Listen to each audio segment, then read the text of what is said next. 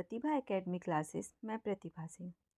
आज हम लोग पढ़ेंगे हिंदी साहित्य के इतिहास को चार भागों में जो विभाजित किया गया था उसका समय क्या है, साथ ही साथ विद्वानों ने आदिकाल का क्या क्या नामकरण किया है, चंद बरदाई की पृथ्वीराज रासो को किन लेखकों ने प्रमाणिक, अप्रमाणिक और अर्ध प्रमाणिक माना है। उसके बाद आदिकाल में जो भी महत्वपूर्ण लेखक हैं उनकी रचनाओं को देखेंगे और आदिकाल को कंप्लीट करने के बाद भक्तिकाल को पढ़ेंगे। भक्तिकाल में हम लोग आलोचकों के कुछ कथन देखेंगे। साथ ही साथ भक्तिकाल को जिन दो भागों में विभाजित किया गया है, सगुण भक्ति और निर्गुण भक्ति, इसके अंतर्गत कौन से लेखक आते हैं, उन सभी को हम लोग काफ़ी अच्छे से पढ़ेंगे। जो भी स्टूडेंट्स इस वीडियो को देख रहे हैं वो इसका पार्ट 1 ज़रूर देख लें। उसका लिंक मैंने कमेंट बॉक्स में पिन कर दिया है, क्योंकि पार्ट 1 को देखने के बाद आपके कॉन्सेप्ट काफ़ी अच्छे से क्लियर हो जाएंगे। उसमें मैंने काफ़ी डीपली बताया है कि हिंदी साहित्य का इतिहास किस प्रकार प्रारंभ हुआ, आलोचकों के कुछ महत्वपूर्ण कथन जो कि विगत वर्ष की परीक्षाओं में पूछे जा चुके हैं, साथ ही साथ प्रमुख इतिहासकार और उनकी रचनाएं क्रम वाइज, इन सारे टॉपिक पे उस वीडियो में काफ़ी विस्तारपूर्वक चर्चा की है। तो आप एक बार उस वीडियो को देख लीजिए, उसके बाद आप इस वीडियो को देखिए। तो चलिए आइए हम लोग पढ़ते हैं हिंदी साहित्य के इतिहास को जो चार भागों में विभाजित किया गया है। सर्वप्रथम आपको ये याद रखना है कि जो विभाजन का समय दिया गया है ये आचार्य रामचंद्र शुक्ल के अनुसार दिया गया है। तो आचार्य रामचंद्र शुक्ल ने आदिकाल को वीरगाथा काल भी कहते हैं और वीरगाथा काल का जो समय है वो है 1050 से 1375 तक। ठीक है। उसके बाद आता है आपका पूर्व मध्यकाल, जिसे हम भक्ति काल कहते हैं और इसका समय है 1375 से 1700 ईस्वी तक। अगला है उत्तर मध्यकाल, जिसे हम रीतिकाल कहते हैं और इसका समय है 1700 से 1900 ईस्वी तक। आधुनिक काल, इसका समय है 1900 ईस्वी से अब तक। ठीक है, इसे आप ध्यान रखिएगा, क्योंकि इस टॉपिक से यूजीसी नेट हो या टीजीटी पीजीटी किसी भी परीक्षा में एक प्रश्न तो ज़रूर पूछे जाते हैं। दे देगा कि आदिकाल की समय सीमा क्या है, 4 ऑप्शन दे देंगे, उसमें से आपको पता होना चाहिए कि आदिकाल की समय सीमा क्या है। ये प्रश्न परीक्षाओं में बहुत बार पूछा गया है कि राम कुमार वर्मा ने हिंदी साहित्य के इतिहास का जो विभाजन किया है उनके अनुसार समय क्या है। तो आपको सबसे पहले याद रखना है कि राम कुमार वर्मा ने प्रारंभ किया था संधि काल से। उन्होंने संधि काल की समय सीमा मानी है 750 से 1000 ईस्वी तक। ठीक है, 750 से 1000 ईस्वी तक। फिर चारण काल, उसका समय माना है 1000 ईस्वी से 1375 ईस्वी तक। ठीक। उसके बाद उन्होंने भक्ति काल का जो समय माना है वो माना है 1375 से 1700 ईस्वी तक। रीति काल का समय माना है 1700 से 1900 ईस्वी तक और आधुनिक काल का उन्होंने समय माना है 1900 से अब तक। तो आपको सिर्फ इसमें दो चीज़ याद रखना है कि राम कुमार वर्मा ने संधि काल का समय माना है 750 से 1000 ईस्वी तक और चारण काल का समय माना है 1000 ईस्वी से 1375 तक। कई बार पूछा गया है संधि काल का समय, तो आप लोग इसे स्पेशली याद रखिएगा, एक जगह नोट कर लीजिए। उसके बाद एक प्रश्न और परीक्षा में पूछा जा चुका है कि मिश्र बंधु के अनुसार, ठीक है, मिश्र बंधु के अनुसार परिवर्तन काल की समय सीमा क्या है। तो इनके अनुसार परिवर्तन काल की जो समय सीमा है वो है 1890 से 1924 तक। ठीक। उसके बाद आप लोगों को एक चीज़ और याद रखनी है कि राहुल संस्कृत्यान ने सिद्ध सामंत काल का समय क्या माना है। तो उन्होंने माना है 760 से 1300 ईस्वी तक। ठीक है, ये प्रश्न भी परीक्षा में पूछा गया है कि राहुल संस्कृत्यान के अनुसार सिद्ध सामंत काल का समय सीमा क्या है। तो उसका समय सीमा है से 760 से 1300 ईस्वी तक। आगे हम लोग देखेंगे आदिकाल का नामकरण। इससे परीक्षा में बहुत बार प्रश्न बने हैं, तो आपको इसे याद रखना है। आदिकाल को चारण काल नाम दिया है जॉर्ज ग्रियर्सन ने। परीक्षा में प्रश्न पूछा भी जा चुका है ये कि हिंदी साहित्य के आरंभिक काल को चारण काल नाम सर्वप्रथम किसने दिया था। तो वो दिया था जॉर्ज ग्रियर्सन ने।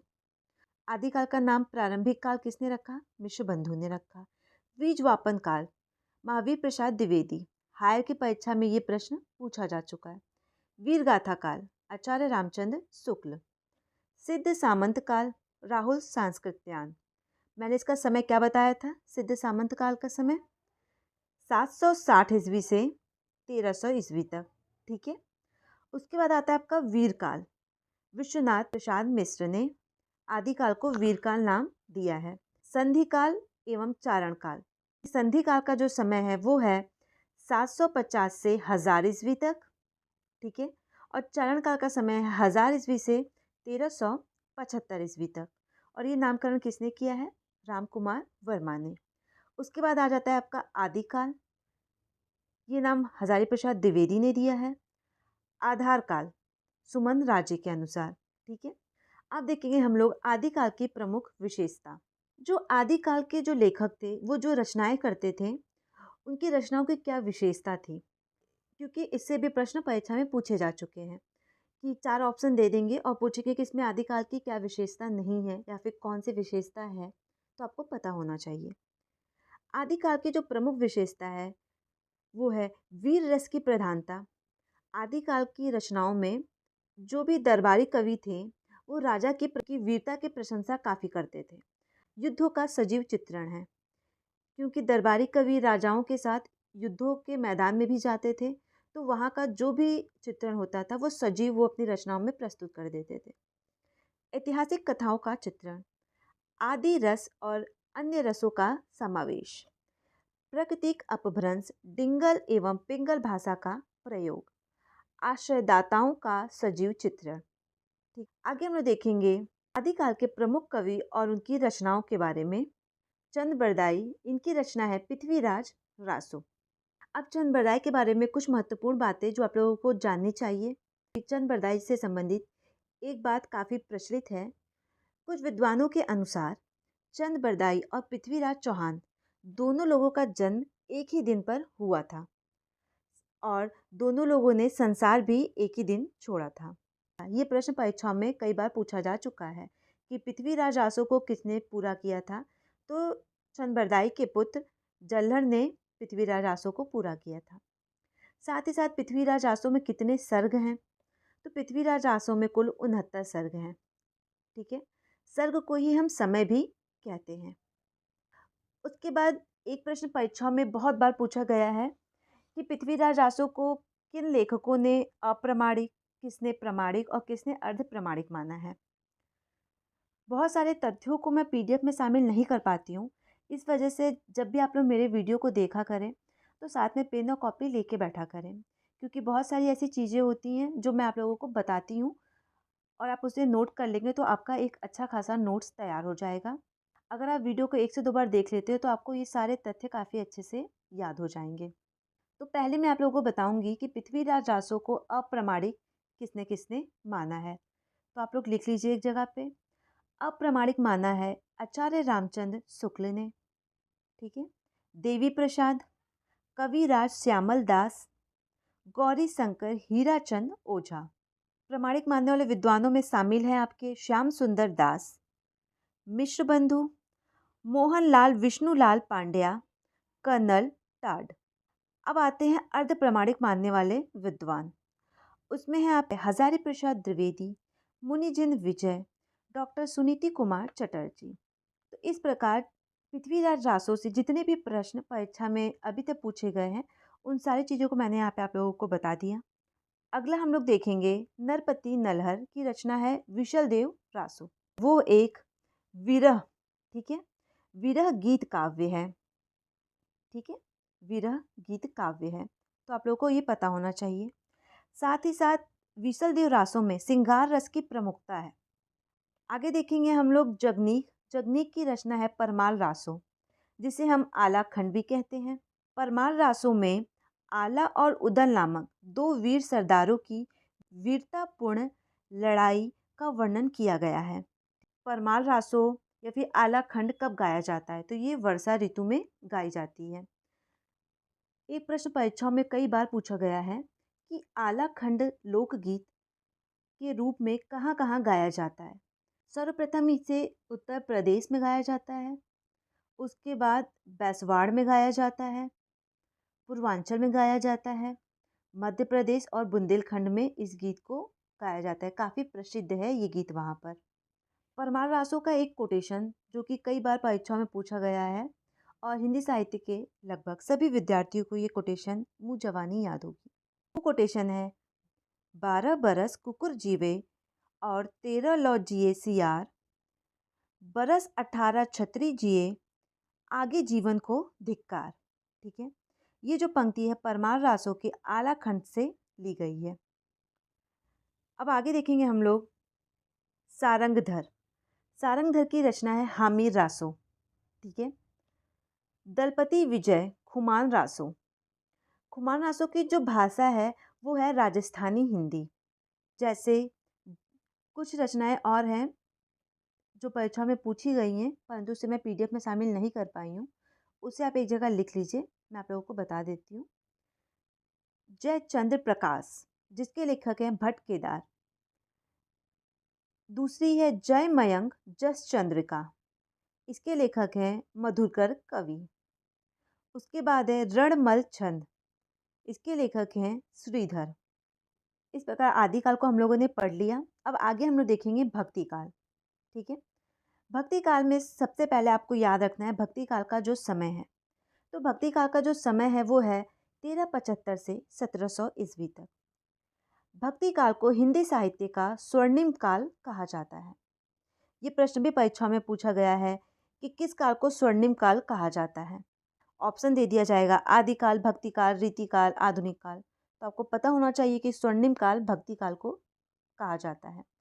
भक्ति शब्द का सर्वप्रथम उल्लेख श्वेता श्वेतर उपनिषद में मिलता है।